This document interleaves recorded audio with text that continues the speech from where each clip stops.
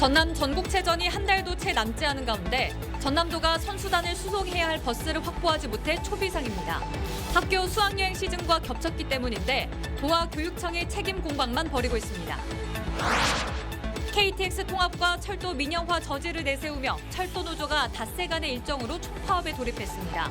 호남선과 전라선 KTX 운행률이 62% 수준으로 떨어졌습니다. 윤석열 대통령이 지방시대위원회 비전 선포식에서 지방시대를 통해 대한민국이 도약해야 한다고 강조했습니다.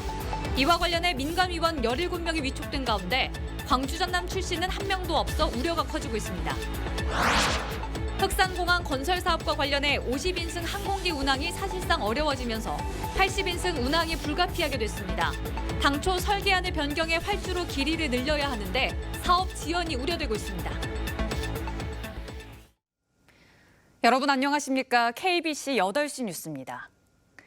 15년 만에 전남에서 열리는 전국체전이 이제 한 달도 채 남지 않았습니다. 전국에서 모이는 3만여 명에 달하는 선수단 수송을 위해 차량이 제공돼야 하는데 주최 측이 아직 상당수의 차량을 확보하지 못하는 초유의 비상 상황이 벌어졌습니다. 각급 학교가 체험학습과 수학여행을 위해 전세버스를 먼저 빌렸기 때문인데 뒤늦게서야 전남도와 전남교육청이 책임 공방을 벌이고 있습니다. 이런 상황을 두고 전북 잼버리 파행 사태가 전남 전국체전에서도 재현되는 것 아니냐는 우려가 커지고 있습니다. 이동근 기자의 단독 보도입니다. 다음 달 13일부터 열리는 전국체전은 선수단과 임원 3만여 명, 장애인체전은 9천여 명의 참가가 예정돼 있습니다. 하지만 대회가 채 한 달도 안 남은 상황에서 아직까지 선수단을 수송할 차량 문제를 매듭짓지 못하고 있습니다. 전라남도는 1일 최대 115대, 체전 기간 총 878대의 차량이 필요하다고 판단하고 전남 전세버스 운송조합과 7월에 계약을 맺었는데 최근 조합 측으로부터 버스를 구하기 어렵다는 통보를 받았습니다. 체전 기간 도내 각급 학교에서 체험학습과 수학여행 등을 이유로 300여 대의 버스를 먼저 빌렸기 때문입니다. 이대로라면 체전 기간 선수단 발이 묶여 대회 파행이 불가피한 상황입니다. 전라남도는 전남도 교육청에 불편한 감정을 드러내고 있습니다. 지난 2월과 7월 전남도 교육청에 협조 공문을 보내 체전 기간 차량 확보를 위해 교육 일정을 조정해달라고 요청했다는 겁니다. 공문을 당연히 보내야 되지만은 실제 공문만 보낼 것이 아니고 직접 회장을 찾아가서 설득하고 예의를 지켜갖고 이 비용 만큼은 버스를 양보해라. 안 그러면 진짜 대회를 못하고 제일 잘못을 날 거 아닙니까? 전남도 교육청은 대회 성공 개최를 위해 각급 학교의 체전 참여를 독려했고 이 기간 서포터스 활동 등으로 체전에 참여하는 학교가 전세 버스를 빌린 것이라고 주장했습니다.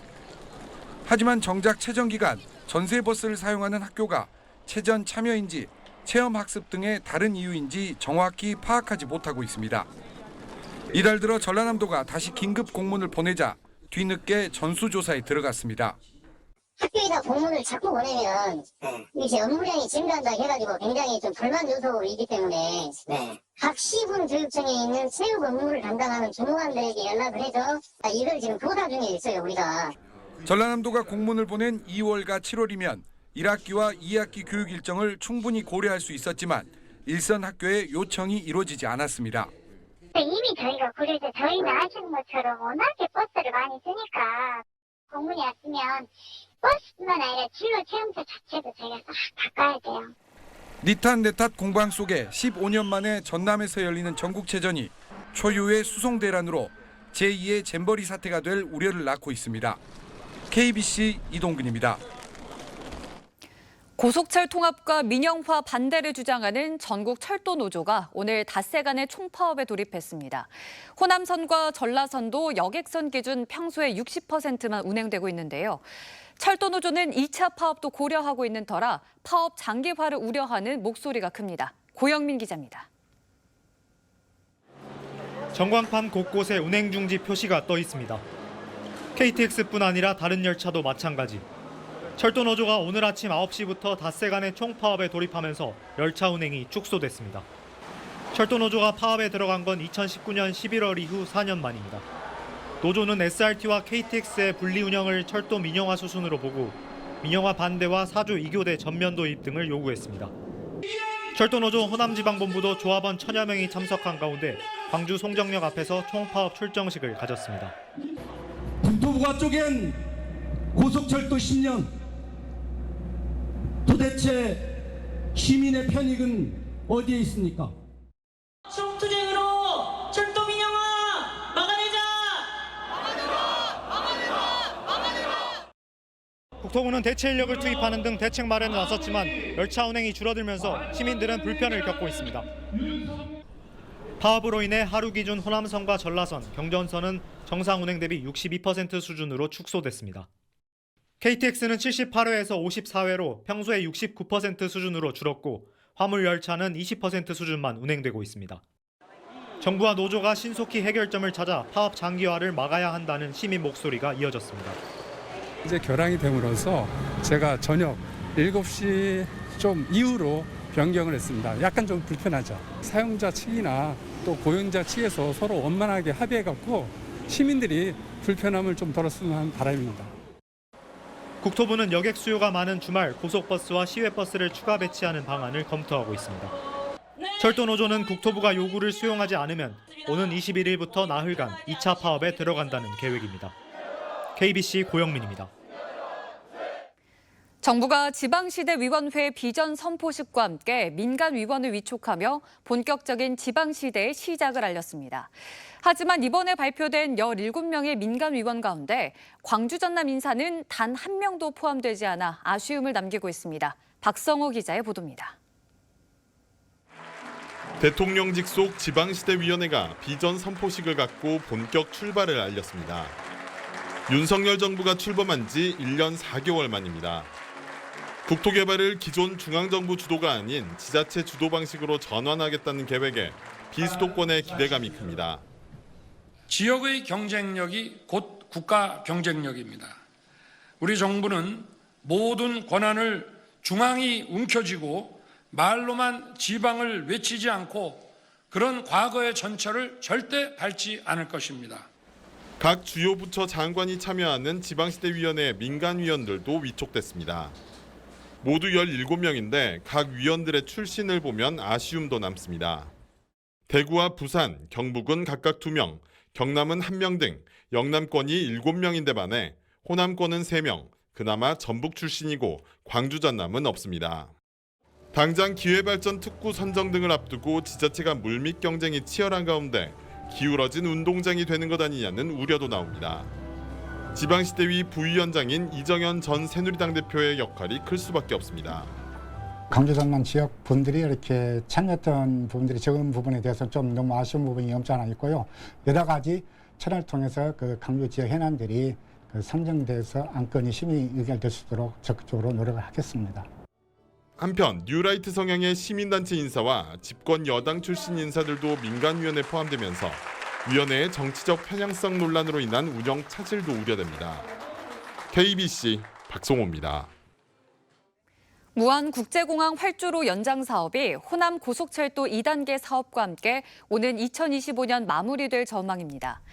전남도는 무안국제공항 활주로 예산 326억 원을 확보한 데 이어 내년 정부 예산안에 75억 원이 추가로 반영됨에 따라 호남 고속철도 2단계 사업이 마무리되는 오는 2025년 준공이 가능하게 됐다고 밝혔습니다. 기존 활주로 길이 2,800m를 3,160m로 360m 확장하는 무안국제공항 활주로 연장 사업에는 총 492억 원의 사업비가 소요됐으며 향후 미주와 유럽 노선 운항이 가능하게 됐습니다. 오늘 광주와 전남은 흐린 가운데 가을비가 이어졌습니다.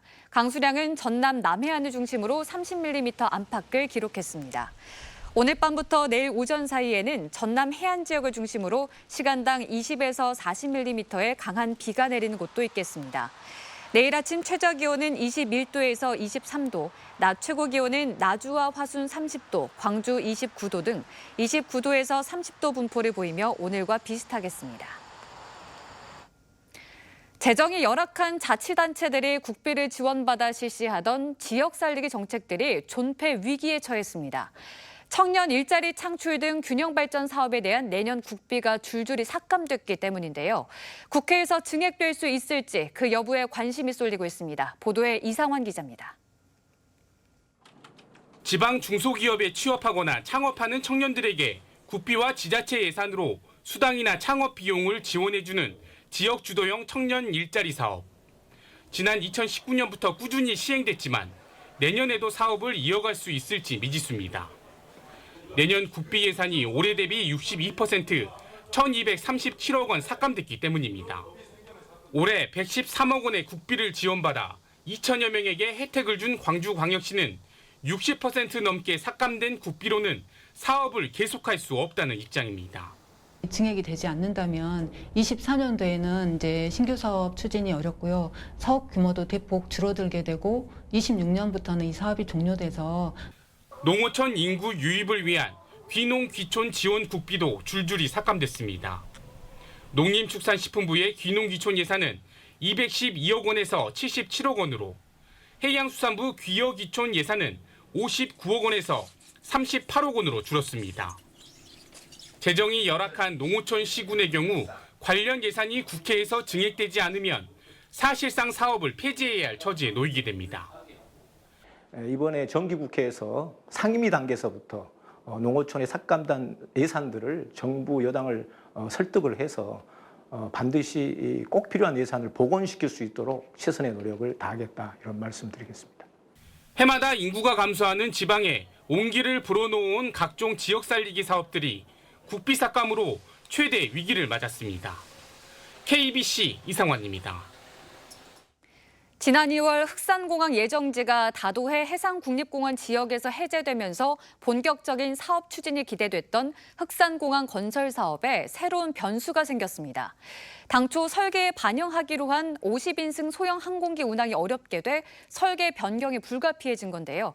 그 사정과 전망을 고익수 기자가 전해드립니다.